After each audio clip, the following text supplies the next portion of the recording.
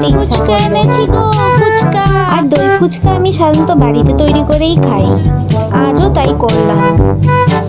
গাছ থেকে পুদিনা পাতা ছিঁড়ে তার পেস্ট বানিয়ে নিলাম।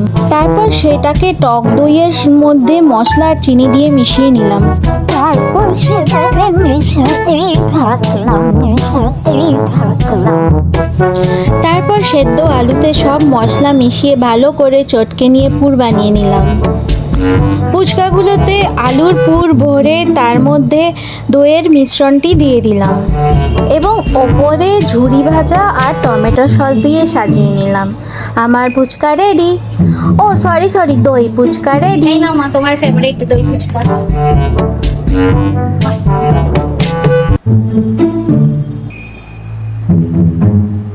কেমন টেস্ট?